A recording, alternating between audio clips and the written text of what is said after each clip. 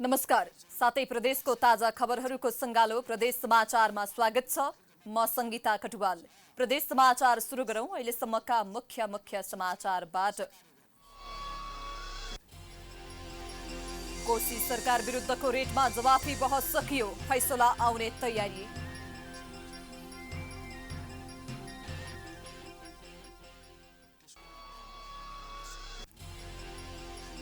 सरकारले स्थानीय सिपको संरक्षणमा चासो नदिँदा परम्परागत पेसा सङ्कटमा। बझाङका चदरा परिवारको जनजीवन कष्टकर, संरक्षणका लागि नीति नबनाएको गुनासो। तनहुका स्थानीयहरू परम्परागत पहिरन तथा भाषा संस्कृति संरक्षणमा जागरुक। लोफोनबुक मौलिक संस्कृति जोगाउन टेवा पुग्ने विश्वास। र विश्वकै अग्लो दावी गरिएको मुस्ताङ गल्फ कोर्समा दोस्रो गल्फ च्यालेन्ज हुने। गल्फ पर्यटनलाई विश्व सामु पुर्याउने लक्ष्य रहेको दावी।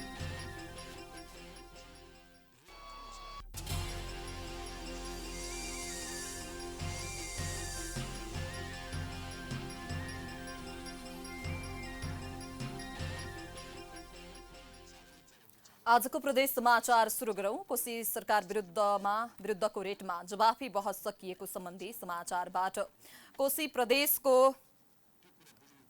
प्रदेशका मुख्यमन्त्री उद्धव थापाले असंवैधानिक रूपमा लिएको विश्वासको मत विरुद्धको रेट उप जवाफी बहस सकिएको छ। एमाले कोशी प्रदेश संसदीय दलका नेता हिक्मत कार्कीले दायर गरेको रेटमा निवेदकका तर्फबाट सोमबार बहस भएको थियो। मंगलबार विपक्षीका तर्फबाट बहस सकिएकाले आज रेट निवेदकको तर्फबाट जवाफी बहस भएको हो।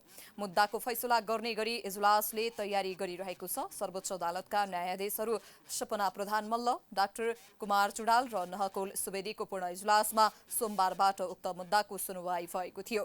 भदौ 6 गते कार्कीले कोशी प्रदेशका मुख्यमन्त्री उद्धव थापा, प्रदेश प्रमुख परशुराम खापुङ, सभाको अध्यक्षता गर्ने इस्रायल अध्यक्ष मण्डलकी सदस्य गीता तिमसिनालाई विपक्षी बनाएर रिट निवेदन दिएका थिए।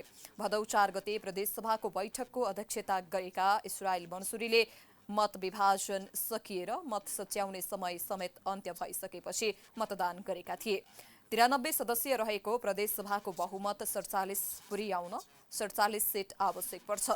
सभाको अध्यक्षता गरेका मनसुरीले मतदान गरेपछि उनै मनसुरीले थापाले विश्वासको मत प्राप्त गरेको घोषणा गरेका थिए। रेटमाथि प्रारम्भिक सुनवाई गर्दै भदौ 7 गते न्यायाधीश ईश्वर प्रसाद खतिवड़ाको इजलासले सभाध्यक्षको मतलाई संविधान सम्मत मान्न नसकिने ठहर सहित दीर्घकालीन निर्णय नगर्न अन्तरिम आदेश जारी गरेको थियो। अब सुदूरपश्चिम प्रदेशको बझाङमा परम्परागत ठेकी बनाउने पेसा सङ्कटमा परेको सम्बन्धी समाचार। स्थानीय सरकारले परम्परागत सिपको संरक्षणमा चासो नदिँदा पेसा नै सङ्कटमा पर्दै गएका छन्। बझाङको केदारसिउ गाउँपालिका 8 मुलापानीका ओजले चन्दराको परम्परागत ठेकी बनाउने पेसा संरक्षणको अभावमा सङ्कटमा परेको छ।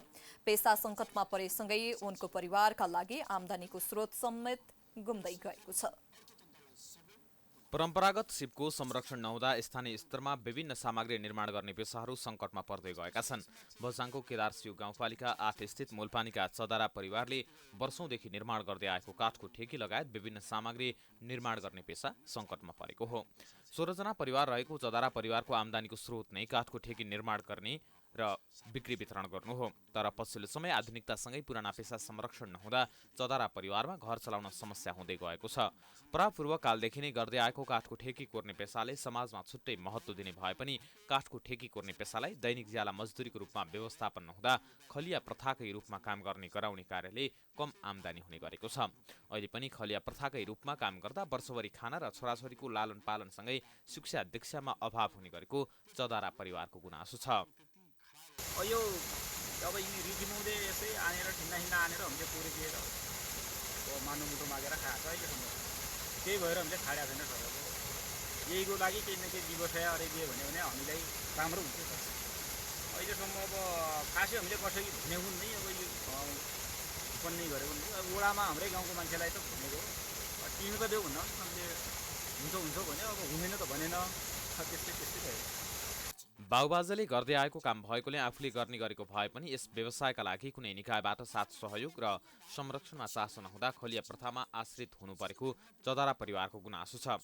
सामग्री निर्माणका लागि व्यवस्थित ठाउँ नहुँदा मौसम परिवर्तनको मार समेत खेप्नु परेको छ। सिजनको समयमा 2 पटक खलिया प्रथा चल्ने भएकोले आफूहरूले खलो दिएरै चौधारा परिवारलाई ठेकी कोर्न लगाउने काम गरेको स्थानीयले दाबी गरेका छन्। गहुँ भयो, कोदे, मकै, बेतु जुनसुकै भए पनि हामीले दिने हो किसानलाई। त्यस्तो छ। अब तनीसँग अब सिप छ, अवस्था छ न, अब तनीले भन्यो भने चाहिँ हामीले खुरुक्कै हो हजुर पनि। सिजनमा चल्ने भनेको 2 महिना हो, असोज, भदौ, साउन, असार। यता स्थानीय सरकारले परम्परागत पेसा संरक्षणका लागि नीति निर्माण गरी अगाडि बढ्ने जनाएको छ। सामग्री निर्माणमा सहजताका लागि आधुनिक निर्माण सामग्री खरिदमा चासो दिएको गाउँपालिका अध्यक्षको भनाइ छ। परम्परागत हाम्रो जो औजार के अरे हाम्रो सिपहरू छन् त्यसलाई चाहिँ अझ राम्रो ढङ्गले उहाँहरूलाई त्यस्ता खालका सामग्रीहरू जसले धेरै परिश्रम गरेर त्यो सामान बनाउनु पर्थ्यो भने अब त्यसलाई चाहिँ थोरै मेसिनबाट भए पनि छिटो छरितो हुने खालले त्यस्ता सामग्रीहरू निर्माण गर्नका लागि सहयोग गर्ने भन्ने चाहिँ लक्ष्य राखेका छौँ। हामीले नीति तथा कार्यक्रममा पनि उल्लेख गरेका छौँ। बजारमा पाउने आधुनिक सामग्री तथा पुराना पेसा संरक्षित नहुँदा गाउँघरमा निर्माण हुने हस्तकलाका सामग्री लोप हुने खतरा बढेको छ। प्राइम टेलिभिजनका लागि बझाङबाट प्रदीप मलासीको रिपोर्ट। प्रदेश समाचारमा पालो भएको छ विश्रामको।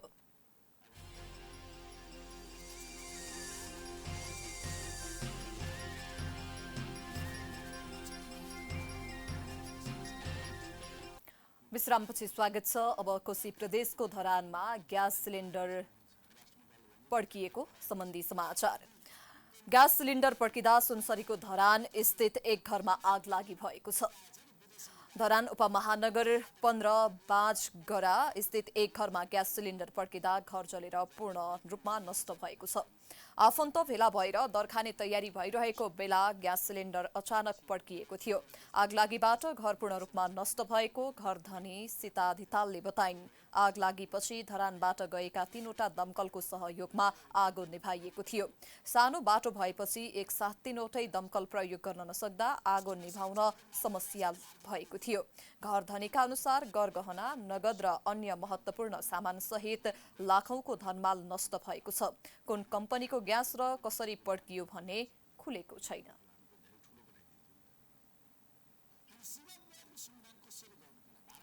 अब गण्डकी प्रदेशको तनहुका स्थानीय संस्कृति संरक्षणमा जुटेको सम्बन्धी प्रसङ्ग। तनहुका स्थानीयहरू परम्परागत पहिरन तथा भाषा संस्कृति संरक्षणमा जुटेका छन्। मौलिक परम्परा र पहिचानका धनी नेवार समुदायको सांस्कृतिक पर्वोत्सव देशभर मनाइरहेका बेला तनहुका नेवार समुदाय पनि संस्कार संस्कृतिको संरक्षणप्रति अग्रसर बनेका छन्। नेवार समुदायले विभिन्न कार्यक्रमको आयोजना गरी भाषा, वेशभूषा तथा संस्कृति संरक्षण थालेका छन्। देशभर लाखे जात्रा, रोपाई जात्रा लगायतका कार्यक्रम सञ्चालन भइरहेका बेला तनहुमा भने लाखे नाच प्रदर्शनसँगै सांस्कृतिक चहल पहलका गतिविधि बढेका छन्। तनहुका नेवार समुदायले आफ्नो संस्कार संस्कृति संरक्षण सम्वर्धनमा जुटेका छन्। नागपञ्चमीदेखि लाखे जात्राको विधिवत उद्घाटन गरेर तनहुको डुम्रेसँगै आबु खैरेनी, दुलेगैडा, खैरेनीटार, भिमाद, थर्पु, भानु, दमौली लगायतका ठाउँमा विभिन्न सांस्कृतिक कार्यक्रमहरू हुँदै आएका छन्। लोबुन्मुख धर्म संस्कृतिको संरक्षण एवं सम्वर्धन गर्ने अभिप्रायका साथ सप्ताहव्यापी विभिन्न सांस्कृतिक कार्यक्रमको आयोजना गरिएको छ। बढ्दो आधुनिकताको प्रभावसँगै मौलिक सांस्कृतिक लोप हुने खतरा बढेपछि परम्परा जोगाएर नयाँ पुस्तासम्म पुर्याउन वृहत कार्यक्रम आयोजना गरिएको हो। हामीले यो बन्दीपुर गाउँपालिका र यसको वारपार आसपासमा लोप हुन लागेका विभिन्न लोक उन्मुख सांस्कृतिकहरूको जगाना गर्ने, त्यसको साथसाथमा हामीले सामाजिक कार्यहरू जस्तै सामाजिक चिजहरू पनि हाम्रो लोप हुँदै गइरहेका छन्, त्यसलाई पनि जोगाना गर्ने उद्देश्यका साथ वृहत कार्यक्रम हामीले आयोजना गरेका हौँ। सभ्य समाज निर्माणका लागि एक जातिले अर्को जातिको संस्कार संस्कृतिलाई सम्मान गर्ने बानीको विकास गर्न पनि यहाँका सबै समुदायका मानिसहरू सहभागी भई संयुक्त रूपमा कार्यक्रमको आयोजना गरेका छन्। डुम्रे सांस्कृतिक एवं सामाजिक संरक्षण समितिको मुख्य आयोजना तथा तनहुँ उद्योग वाणिज्य संघ डुम्रे, हरिहर महिला समूह, शिवालय आमा समूह, डुम्रे सांस्कृतिक युवा क्लब र होटल संघ डुम्रेको आयोजनामा हिन्दूहरूको चाडपर्वको उपलक्ष्यमा विविध सांस्कृतिक कार्यक्रमको आयोजना गरिएको हो। यसै सन्दर्भमा 40 जना ज्येष्ठ नागरिकलाई सम्मान गरिएको छ। डुम्रेमा हुने सांस्कृतिक कार्यक्रममा विभिन्न खाद्य सामग्री एवं लत्ता कपडा लगायतका सामानमा विशेष छुटको समेत व्यवस्था गरिनेछ। पहिचान पनि गराउने र यो ठाउँको चाहिँ एउटा सिनारीको रूपमा सधैँ गर्दै गर्दाखेरि अहिले हामीले 30 गते यो राष्ट्रिय स्तरकै लाखे नाचको प्रतियोगिता हामीले निर्णय गरेका छौँ। त्यसपछि 31 गते राष्ट्रिय स्तरकै छुट्का नाच प्रतियोगिता। डुम्रे बजारमा पहिलो पटक बृहत तरिकाले विभिन्न खानाको परिकारको सडकका खाना महोत्सव, विभिन्न जात्रा एवं सांस्कृतिक कार्यक्रम, लाइभ कन्सर्ट गर्न लागि छ। विभिन्न खाद्य सामग्री एवं दैनिक उपभोग्य वस्तु, लत्ता कपडाहरू एकदमै सर्वसुलभ मूल्यमा स्टलको रूपमा राखेर नै हामीले चाहिँ आम उपभोक्ताजीहरूलाई चाहिँ हामीले चाहिँ अवसरको रूपमा प्रदान गरेका छौँ भने विभिन्न जात जातिका खानाहरूको स्टलहरू राखेर खानाहरूको विषयमा पहिचान गराएर हाम्रो त्यसको पनि बजारमा पाइने अन्य बजारहरूमा भन्दा एकदमै सुलभ मूल्यमा खानाका परिकारहरू पनि हामीले बिक्री वितरण गर्ने व्यवस्था गरेका छौँ। तालिम निर्माण गरी विभिन्न कार्यक्रम तय गरिएको छ, जस अन्तर्गत रोपाई जात्रा एवं स्थानीय सांस्कृतिक कार्यक्रम भाद्र 20 गते सम्पन्न भएको छ भने दही जात्रा भाद्र 21 गते, खुला लाखेनाच प्रतियोगिता भाद्र 30 गते, खुला चुड्का प्रतियोगिता भाद्र 31 गते र खुला 30 गीत प्रतियोगिता असोज 1 गते गर्ने आयोजकले जनाएको छ। त्यस्तै कार्यक्रमलाई थप भव्य बनाउन प्रतियोगितामा सहभागी र विजेता टिमलाई पुरस्कारको समेत व्यवस्था गरिएको छ। प्रतियोगितामा टिम दर्ताको लागि भने कुनै शुल्क नलाग्ने आयोजकले जनाएको छ। प्राइम टेलिभिजनका लागि तनहुँबाट विकास खनालको रिपोर्ट। प्रदेश समाचारमा पुनः पालो भएको छ विश्रामको।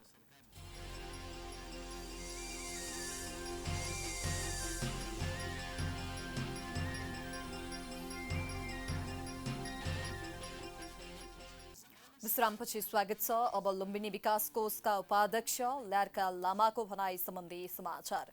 लुम्बिनी विकास कोषका उपाध्यक्ष ल्यार्का लामाले लुम्बिनी बनाउन आफू आएको भन्दै सहयोग गर्न आग्रह गरेका छन्। लामाले लुम्बिनी धार्मिक आस्थाको धरोहर भएको भन्दै स्थानीय बुद्धिजीवी, पत्रकार र अन्य विभिन्न सङ्घ संस्थालाई सहयोग गर्न अपील गरेका छन्। लुम्बिनी, रूपन्देही, कपिलवस्तु र नवलपरासीका पत्रकारहरूसँग परिचयात्मक तथा भेटघाट गर्दै लामाले लुम्बिनी धार्मिक आस्थाको केन्द्र भएको बताए। उपाध्यक्ष लामाले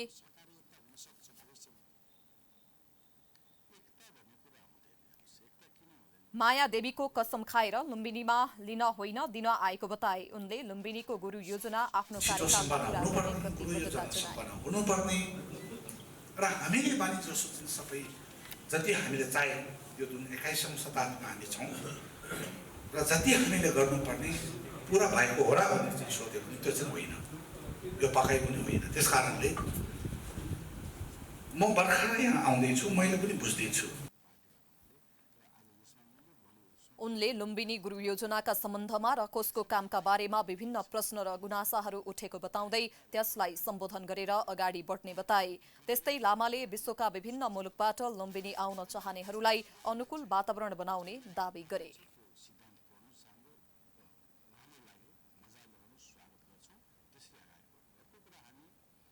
अन्त्यमा गण्डकी प्रदेशको मुस्ताङमा गल्फ च्यालेन्ज हुने सम्बन्धी समाचार। विश्वकै अग्लो दाबी गरिएको मुस्ताङ गल्फ कोर्समा दोस्रो गल्फ च्यालेन्ज हुने भएको छ। मुस्ताङको लोमथाङ गाउँपालिकाको 4645 मिटर उचाइमा रहेको लोभाथाङमा भदौ 30 मा एमेच्योर गल्फ प्रतियोगिता हुने भएको हो। प्रतियोगिताका बारेमा पोखरामा पत्रकार सम्मेलन गर्दै कार्यक्रमका संयोजक तथा गल्फ संघ गण्डकी प्रदेश तदर्थ समितिका अध्यक्ष इन्द्रधारा विष्टले अर्को प्रतियोगितादेखि विश्वका गल्फ खेलाडीहरूलाई पनि सहभागी गराउने बताए। गल्फ पर्यटनलाई विश्व सामु पुर्याउन विश्वकै उच्च स्थानमा गल्फ प्रतियोगिता राखिएको र गल्फका खेलाडीहरूले एकपटक लमाङथाङमा खेल्नुपर्छ भन्ने मानसिकताको विकास गराउनु प्रतियोगिताको उद्देश्य रहेको विष्टको भनाइ छ। 70 या 75% कामहरू चाहिँ सबै सिद्धिसकेको छ, तर एउटा काम मात्रै अब त्यो चाहिँ पालिकासँग चाहिँ जोडिएको छ। अब पालिकाले चाहिँ हामीले एउटा पत्र दिनु पर्यो कि यो ल्यान्ड चाहिँ भविष्यमा पनि यो गोल्फ कोर्सको लागि नै हामीले चाहिँ युजको लागि चाहिँ राख्नेछौँ भन्ने किसिमको एउटा पत्र पाउने बित्तिकै मलाई लाग्छ यो सिक्किमको चाहिँ या गोल्फ कोर्सलाई चाहिँ पछारेर चाहिँ यो चाहिँ विश्वको चाहिँ टप गोल्फ कोर्स हुन्छ। लुमान्थाङ गाउँपालिका प्रतियोगिताको आयोजक रहेको छ। काठमाडौँ, पोखरा, धरान, बटुवल लगायतका सहरका 40 गल्फर लुमान्थाङ पुग्ने आयोजकले जनाएको छ। प्रतियोगितामा 4 महिला गल्फर पनि सहभागी हुनेछन्। प्रतियोगिता इभेन्ट 9 होलमा 3-4 ह्यान्डिक्यापको साथ स्थिर फोर्ड ढाँचामा खेलाइनेछ। हामी प्रदेश समाचारको अन्त्यमा आइपुगेका छौं। जाँदै प्रमुख समाचार पुनः एकपटक। कोशी सरकार विरुद्धको रिटमा जवाफी बहस सकियो, फैसला आउने तयारी।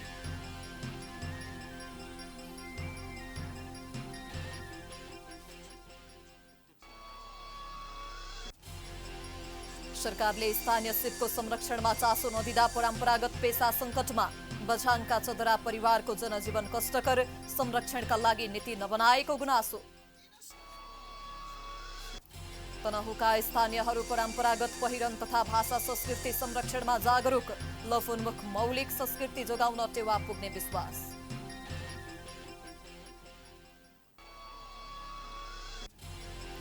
र विश्वकै अग्लो दावी गरिएको मुस्ताङ गल्फ कोर्समा दोस्रो गल्फ च्यालेन्ज हुने।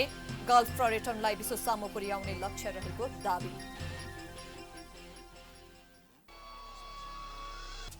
प्रदेश समाचार अहिलेलाई सकियो। हेर्दै गर्नुहोला प्राइम टाइम्स टेलिभिजन। नमस्कार।